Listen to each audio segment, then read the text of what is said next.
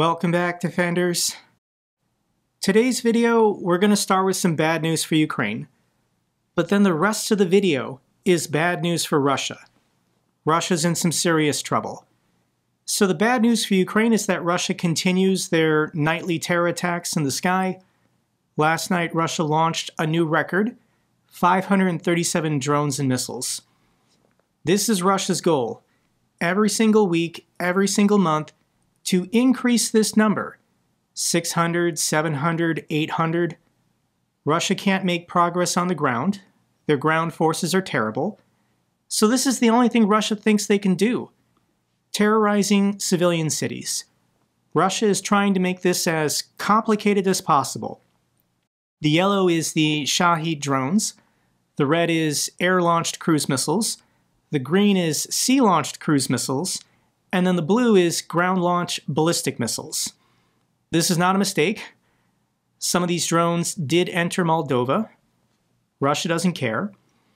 And I have to just share the headlines. This is from June 27th. Russian strike kills 5, wounds 23 in Ukraine's Dnipropetrovsk. All of these are civilian casualties. Russia is deliberately targeting civilians every night. Russian attack against Ukraine kills 10, injures at least 50. This was June 28th. And then we don't have the final casualty numbers from this morning. This is what President Zelensky said this morning. Almost all night long, air raid alerts sounded across Ukraine. 477 drones were in our skies, most of them Russian-Iranian Shaheds, along with 60 missiles of various types. The Russians were targeting everything that sustains life. A residential building in Smila was also hit, and a child was injured. Emergency services are responding wherever they're needed. Tragically, while repelling the attack, our F-16 pilot, Maxim Ustimenko, died. Today, he destroyed 7 aerial targets. My condolences to his family and brothers in arms. I have instructed that all the circumstances of his death be investigated. Ukrainian aviation is heroically protecting our skies. I am grateful to everyone who is defending Ukraine. This is a sad story. F-16 pilot killed while repelling Russia's most massive yet night terror against Ukraine. Eternal flight, brother. You did everything you could. This is a picture of Lieutenant Colonel Maxim Ustimenko. He was 33 years old. And he gave his life for his country, shooting down drones and missiles destined for churches, hospitals, schools, and apartment buildings. This won't be the last time Ukraine loses an F-16.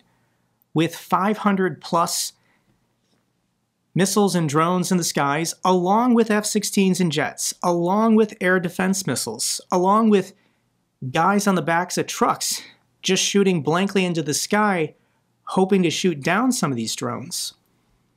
This is chaos. No other air force in the world would fly under these conditions, but Ukraine has no choice. Ukraine has no other option.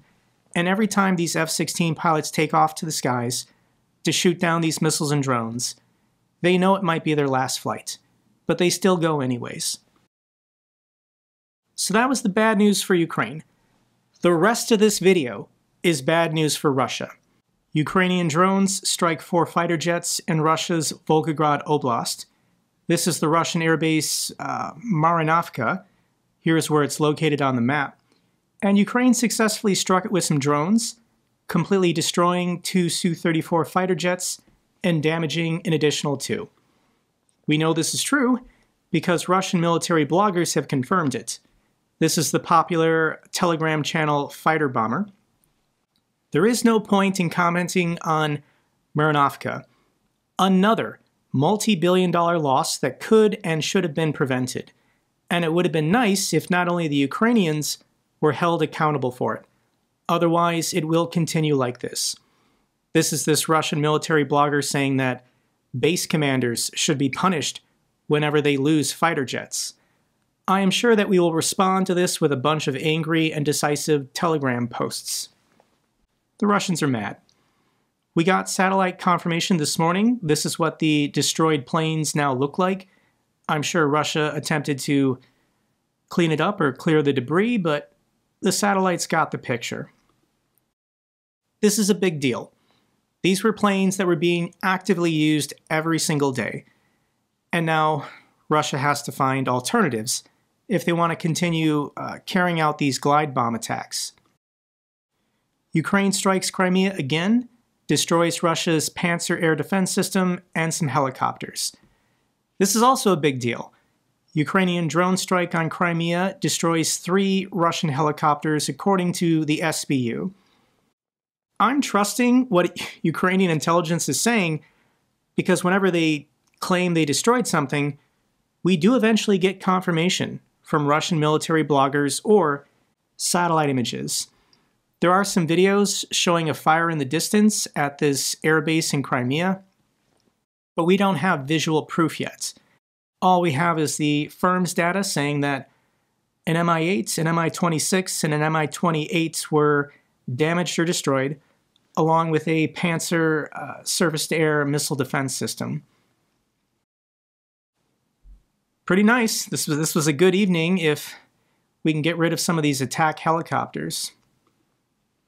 Watch as Ukraine's FPV drones strike Russia's prized S-400 air defense system in occupied Crimea. This is the video. I'll link it down below. And what I'm guessing is that Ukraine uses drone boats to get close to the coastline of Crimea.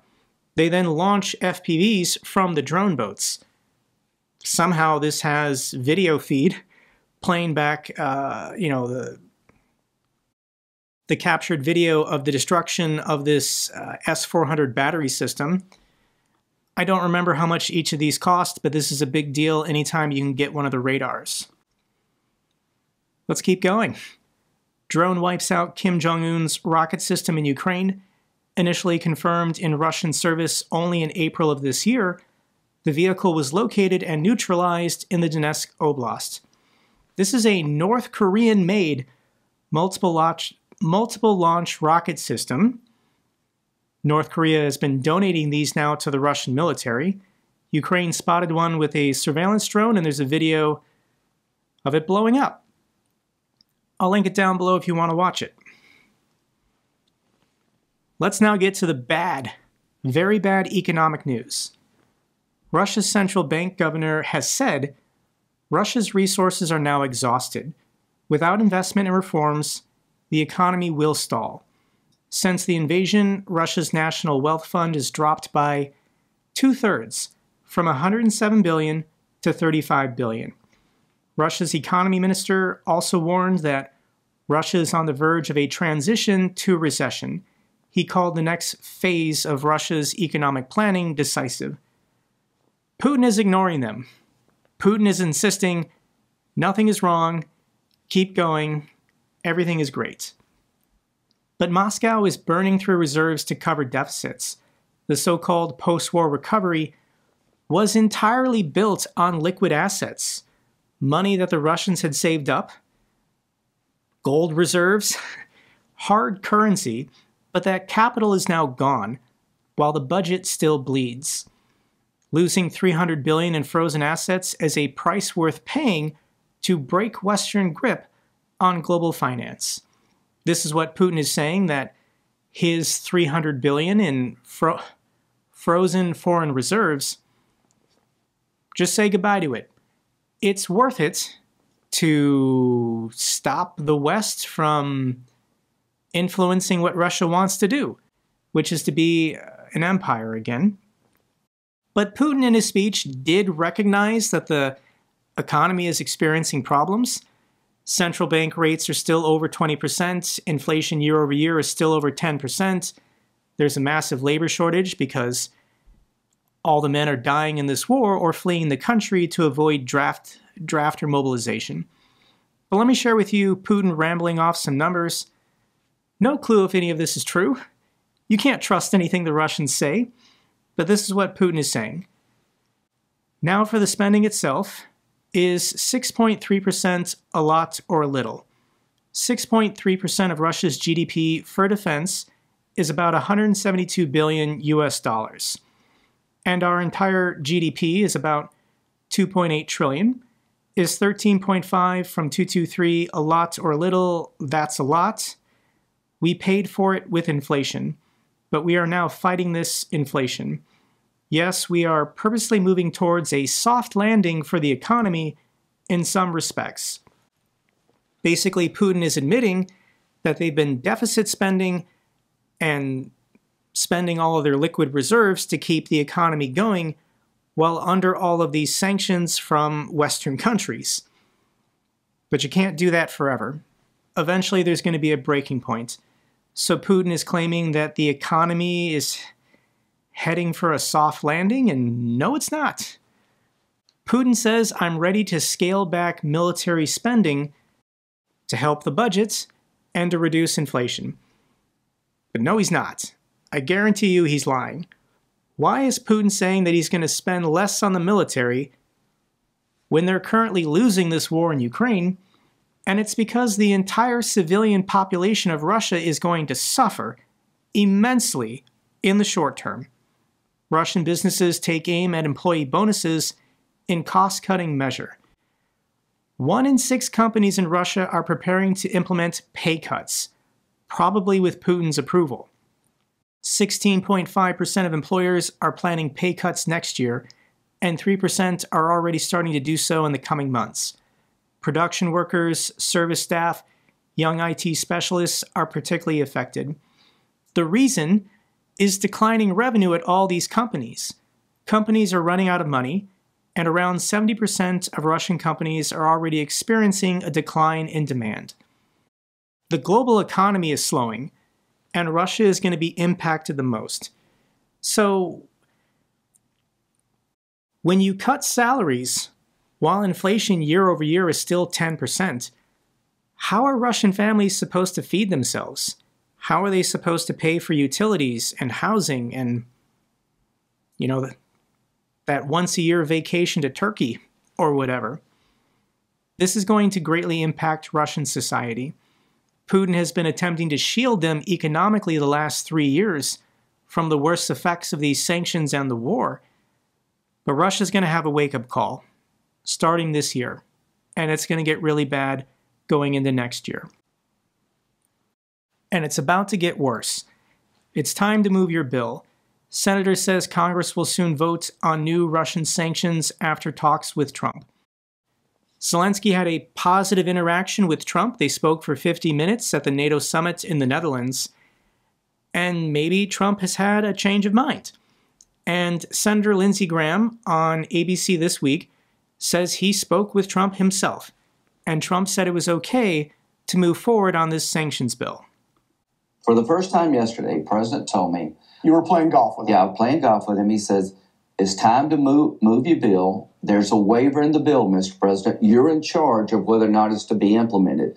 But we're going to give President Trump a tool in the toolbox he doesn't have today. After the July break, we're going to pass a bill that would allow the president... going to sign it. Yeah, I think we're in good shape. But he has a waiver. It's up... Doesn't matter.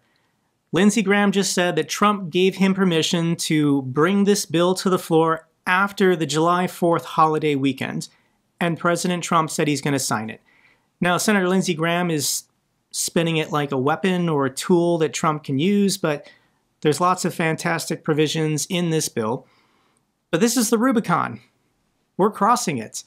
As soon as the Senate votes on this bill and Trump signs it, he's now officially an enemy of Russia.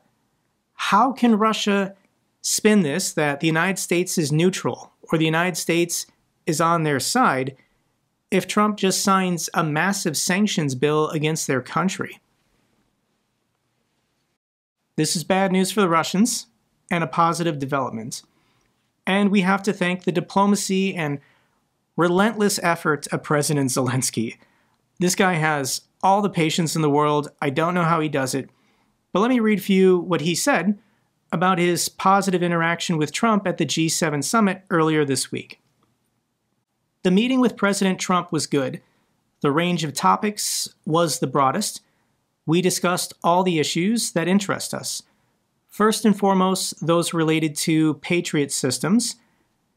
Trump said once again that he was open to the idea of finding or selling Patriots to Ukraine.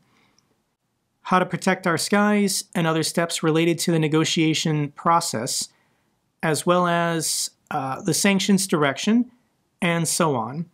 Our bilateral relations after signing of the relevant agreement. So the range is wide. Further, at our level, we agreed that the defense ministers will communicate. So Umerov should be talking to Pete Hegseth more. Also the U.S. Secretary of State, also our Minister of Internal Affairs, and at various levels the head of my office, with his counterparts from the American side. On economic issues, our first Deputy Prime Minister, and there are some other American colleagues. So this is the Treasury Secretary Bessent. As I said, we discussed many issues. It is important that the parties will work. It seems to me that the spirit of the conversation itself was productive, and therefore this is a good signal. A good signal for Ukraine is bad news for Russia. Here are some other headlines. These are all terrible news for Russia. Russia postpones S-400 deliveries to India. So India was trying to buy air defense systems from the Russians, and Russia can't complete the delivery because they need these air defense systems for their losing war. But this is the only way that Russia's defense industries can make money.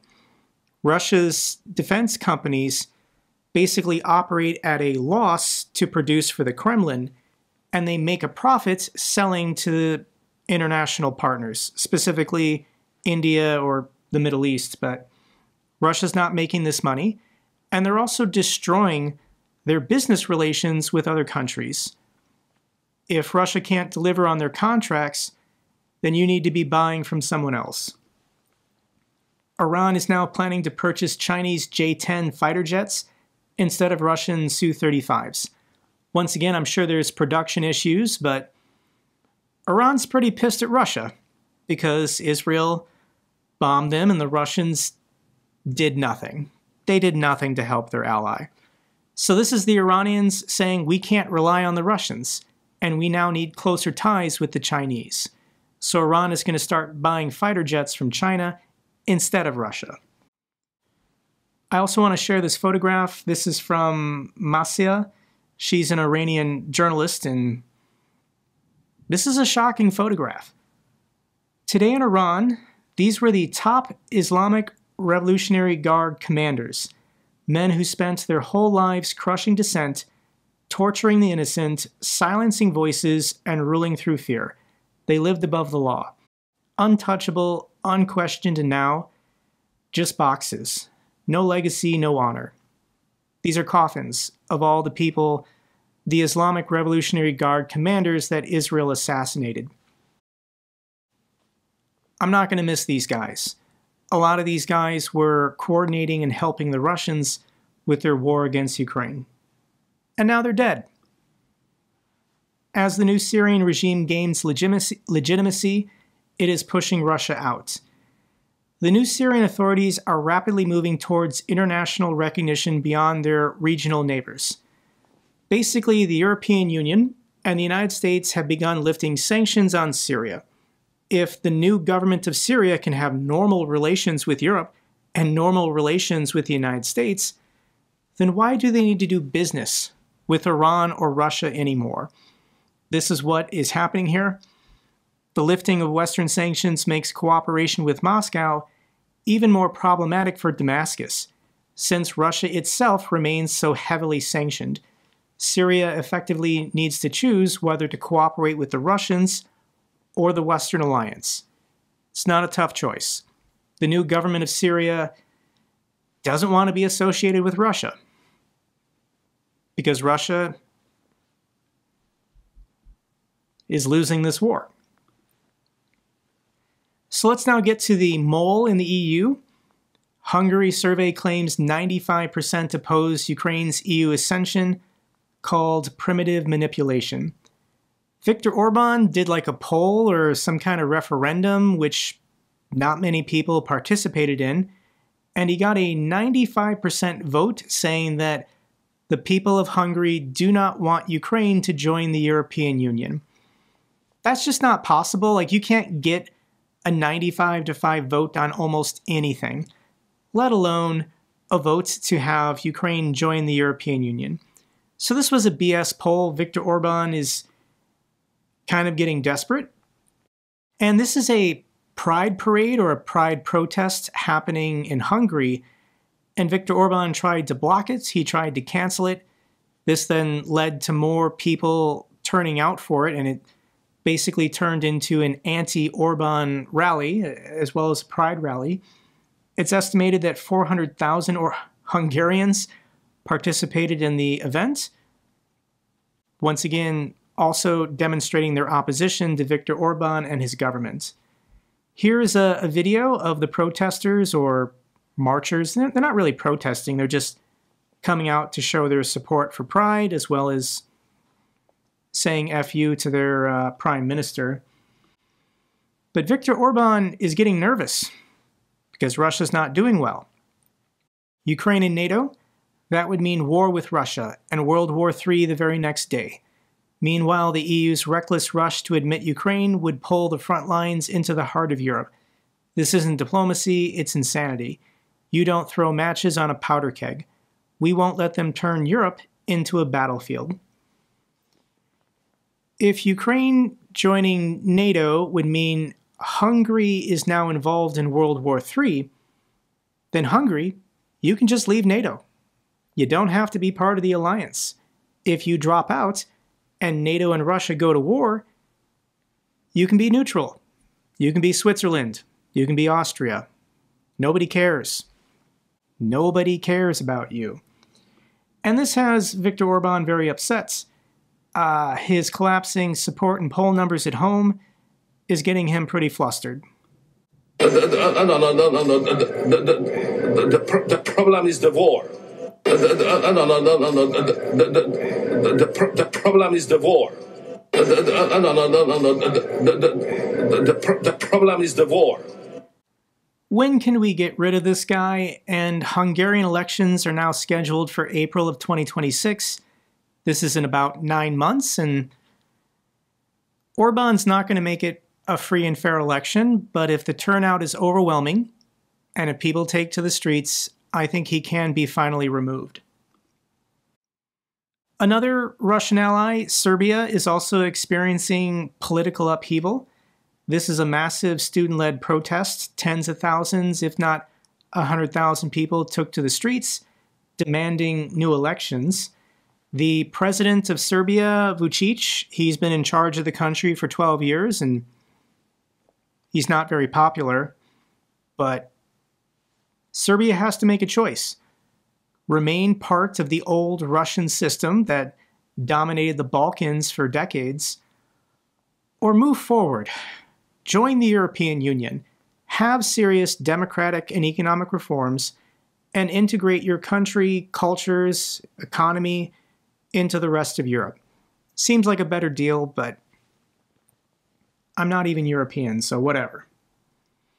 The protests were entirely peaceful until the Serbian authorities showed up, and there were minor skirmishes between the riot police and then the protesters. I'll link the videos down below if you want to see the protests. Let's get to some good news for Ukraine. McDonald's to open 10 new restaurants in Ukraine this year, according to the New York Times. McDonald's is not great food. You shouldn't be eating it frequently, but this is a positive economic indicator. If Western companies like McDonald's are expanding their business, then that means they're not concerned about Ukraine economically collapsing or the government in Kyiv collapsing anytime soon. When Western companies keep their business, let alone expand, this is a positive economic indicator for Ukraine. Netherlands funds 20 hybrid-powered battlefield vehicles for Ukraine's wounded soldier rescues. These are these little trucks that can get in and out quickly, try and save lives, and stabilize wounded defenders. Thank you so much to the Dutch. Netherlands and Belgium hand over 2 mine hunters to boost Ukraine's naval defenses.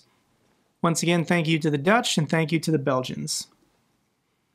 The first batch of Australian donated M1 Abrams tanks have arrived in Poland, and they'll be loaded on trains to cross the border pretty soon. Australia announced months ago that they were donating 49 M1 Abrams tanks. They had to go back to the United States to be refurbished, but Trump sent them. Trump could have blocked the transfer of these tanks. And now these M1 Abrams tanks, it's an older model, but still perfectly capable.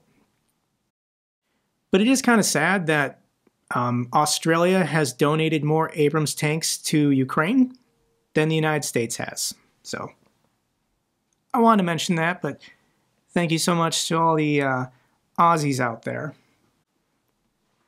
Final video I want to share with you is the President and the First Lady meeting with the President of Poland. This is Duda. And they visited the Wall of Heroes, paying their respects to the fallen. Let me share this clip.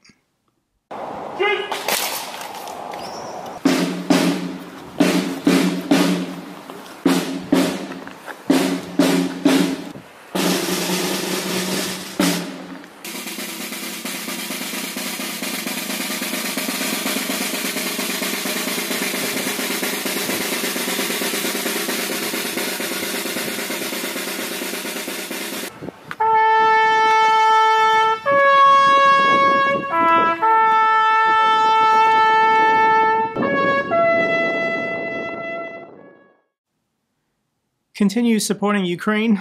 Russia will be defeated. That's all for this update video.